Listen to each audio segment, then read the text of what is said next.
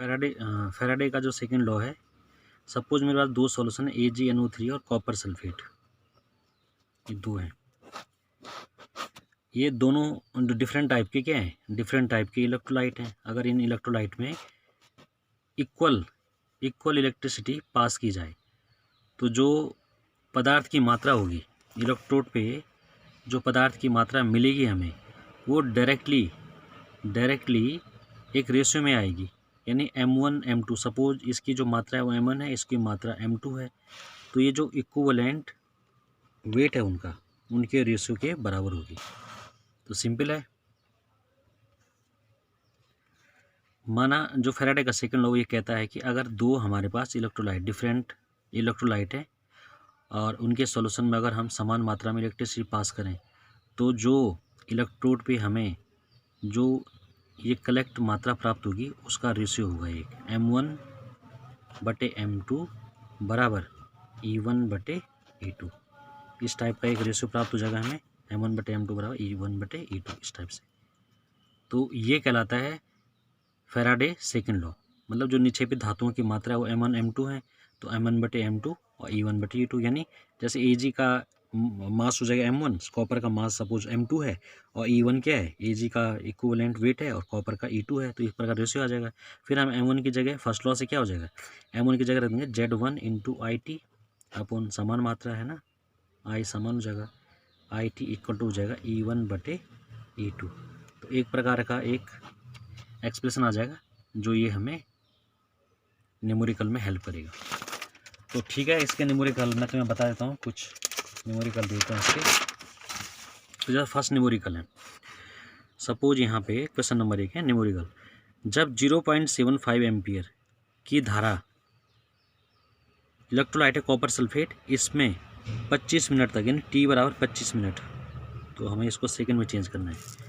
25 minute का मतलब होता है 25 × 60 सेकेंड इक्वल टू हो जाएगा 1125 नहीं 1500 सेकेंड, इतना सेकेंड आ जाएगा। हाँ, इतने मिनट तक प्रवाहित की जाती है। 0.75 एम्पियर की जो धारा है, करंट है, कॉपर सल्फेट के सॉल्यूशन में 25 मिनट तक प्रवाहित की जाती है। तब कैथोड पर, तो कैथोड पे जो मात्रा है वो इतना होती है 369 ग्राम, 369 ग्राम कॉपर प्राप्त होता है।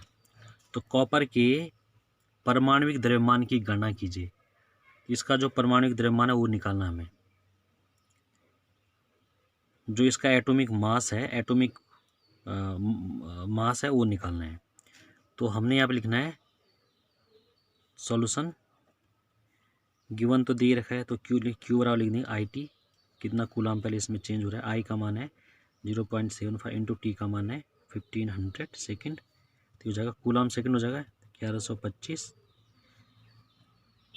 इतना कूलाम, क्यू बराबर इतना कूलाम हम उसमें पास कर रहे हैं। ठीक है, अब कॉपर से कॉपर मेटल प्राप्त होता है तो 2 इलेक्ट्रॉन रिसीव करेगा, क्या बनेगा, कॉपर सॉलिड। ठीक है, ये तो यहाँ पर हम एक रूल लगाएंगे, सिंस 1 मोल कॉपर 1 मोल कॉपर प्राप्त होता है 2F, 2 इलेक्ट्रॉन है तो 2F कूलाम द्वारा, यानी हम लिख देंगे 2F का मतलब होता है कि 2 × 9600,500 कूलाम, इतना कूलाम से हमें 1 मोल कॉपर प्राप्त होता है, 1 मोल कॉपर प्राप्त होता है। ठीक है, अब सिंस 0 पॉइंट्स ये मान है 1125 कूलाम से प्राप्त कॉपर की मात्रा, अब ये मात्रा कितनी है 0.369 ग्राम, कितना ग्राम है, इसलिए 2 × 9600 500 जो ये लिखा है मैंने यहाँ पे, ये हमें निकालना है, से प्राप्त होगा कितना होगा वो निकालना है। 2 × 9600 500 कूलाम से प्राप्त कॉपर की मात्रा बराबर सब्सटेंस है ना, ये कितना हो जाएगा 0.369 into 2 into 9600,500 coulomb upon 1125। Unitary method का सवाल है, ये जो कैलकुलेट करके ये मैं देखता हूँ कितना इसका 63.3 ग्राम, इतना आंसर आएगा इसका। तो ठीक है, कॉपर सल्फेट का सॉल्यूशन है, उसमें 25 मिनट में इलेक्ट्रिसिटी पास की जाती है, तो 15 सेकंड है, इतना ग्राम प्राप्त होता है। इसका मतलब इतने कूलाम से, जो कूलाम का मान निकालूंगा 1125 कूलाम से इतना ग्राम प्राप्त होता है। तो जो ये इसका इक्वेशन है 2F कूलाम से कितना प्राप्त होगा, तो वही हमारा आंसर होगा 63.3 ग्राम। एक और क्वेश्चन करते हैं, क्वेश्चन नंबर 2। सपोज मेरे पास है 2.0 एम्पियर, इसकी जो धारा है उसको 3 मोल Fe3 पॉजिटिव को Fe2 पॉजिटिव में अपचयित करने के लिए कितने घंटे लगेंगे,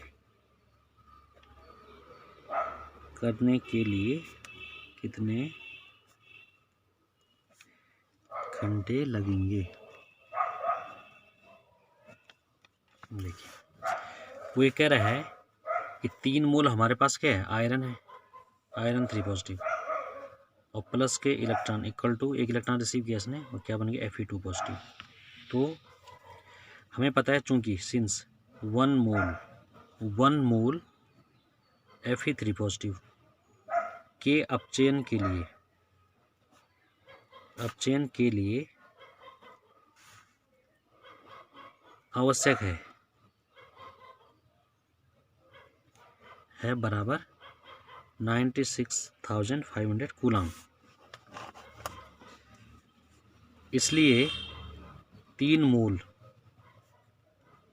Fe3 पॉजिटिव के रिडक्शन के लिए आवश्यक कूलम कितना हो जाएगा, 3 इंटू 96,500 कूलम। तो ये आंसर आ जाएगा 2.895 इंटू 10⁵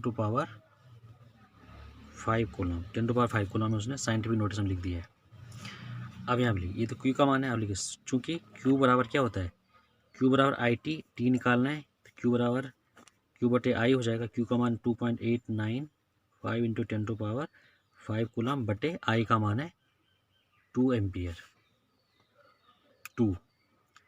तो ये आ जाएगा आंसर 1.4475 इंटू 10⁵। 2 कम 2 तो 8, हाँ इस टाइप से ये आ जाएगा इतना सेकंड।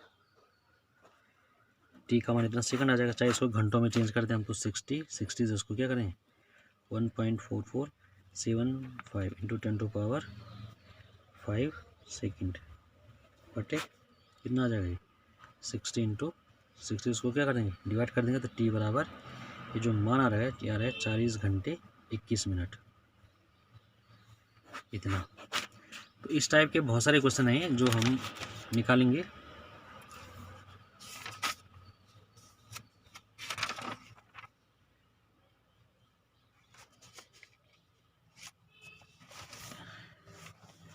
एक और बता देता मैं,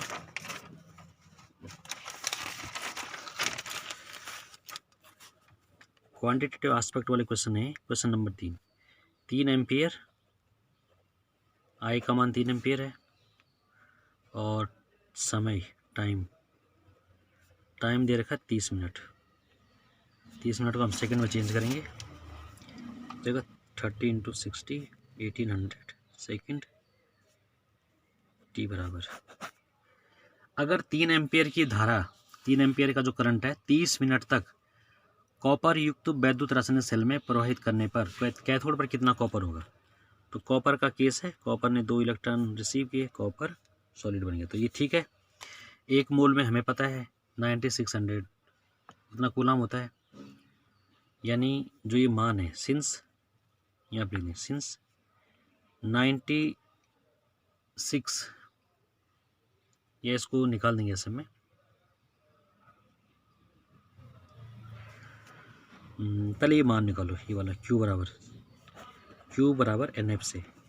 क्यू बराबर एन एफ का मतलब 2 इंटू 9600 500 कूलम, नहीं क्यू बराबर आई टी से, क्यू बराबर आई टी से, क्यू बराबर आई का मान है 3 एम्पियर और टी का मान है 1800, तो क्यू बराबर हो जाएगा 5400 कूलम। 5400 कूलम से कितना कॉपर हमें मिलेगा, हमें ये निकालना है। तो हमें पता है सिंस 2 इंटू 9600 500 कूलम